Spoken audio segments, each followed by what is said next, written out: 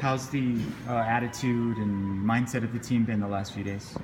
Been good. Yes, they had the weekend off. Yesterday we had a meeting, but it was only about an hour and a half meeting. And today was a regular practice. It'll be a full day for them today, but they're ready. I mean, I thought today was a pretty solid practice, and we got a lot of fundamentals to do. I told them that sometimes as coaches we get caught up in schemes and X's and O's, and the most important thing is fundamentals, and we've got to get back to that this week. So that's kind of the focus of this bye week? A little bit of both, yeah. We'll do some, obviously doing some team stuff and some scheme things, but we're doing a lot more individual, and then also, getting those young guys a little bit. We'll go live with them every day. We did a little bit today, about 10 minutes, and probably do another 10 or 15 minutes live with the threes tomorrow. You have some time to go out and recruit? Yeah, this later on after we'll practice Thursday morning and then give the coaches a chance to go out. I'll probably still do something Friday, and then I'll probably just locally recruit.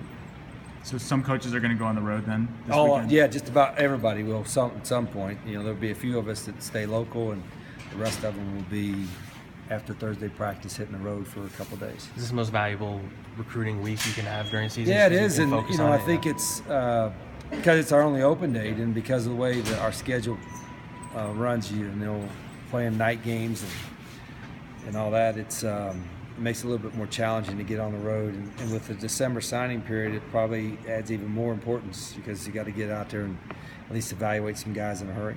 Did you have any new or different impressions from the Utah game after watching the film?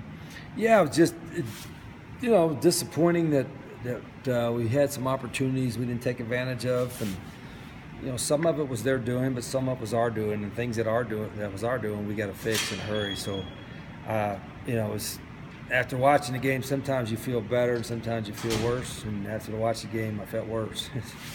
But that's usually the case after you lose.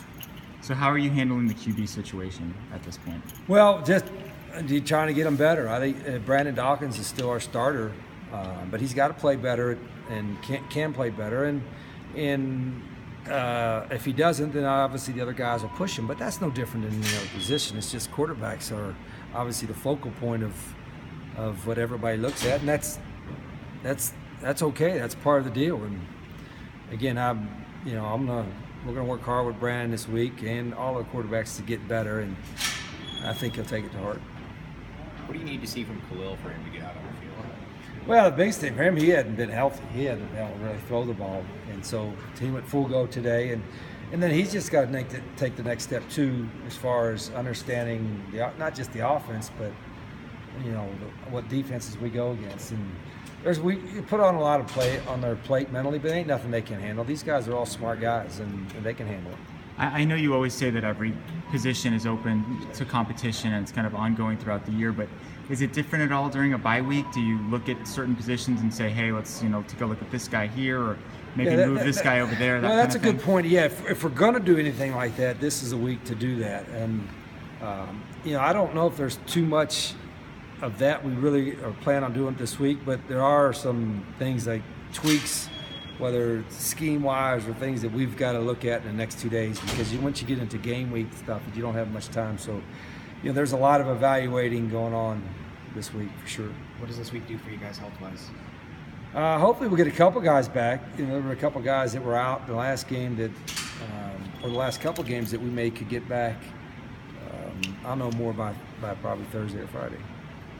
What do you think has made Tony Ellison an effective receiver for you guys this season? He's getting, biggest thing for Tony now, he's getting an opportunity. He's healthy, and he's getting a chance, and he's a good football player. I said before, he'd probably be the one guy a lot of people haven't really talked about that maybe could have a, whatever you call it, breakout year, and because he's practiced like that and he's worked like that, and he's having a good year. But I think he's going to continue. He and Sean Brown and TJ are three pretty solid slots that know our system pretty well. Can those guys play together or play positions other than the slot? Yeah, I think they all can play all of them. I mean, they primarily play in the slot.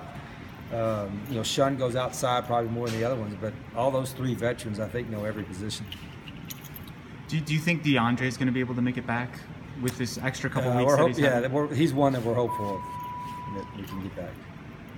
What about Sione Taufahema, who he got hurt and then he was out for a while? Yeah, he was hurt. He was behind from the start because of the injury, so he wasn't in shape. And he's gotten in better shape. He's still got to drop a little bit of weight and get in shape to help us. And but he's working hard. He's getting better. He's dropped a little bit of weight each week. So someone like him, do you tell him he's redshirting, or do you tell him that keep working? You never know what'll happen. With that position where you get thin at times, you want to keep working. But that's going to be part of our talks this week about. There are certain guys that are on the scout team now that may not be there in a couple of weeks, and then this is kind of a week for them to prove that. All right, guys. Thank you. Thanks.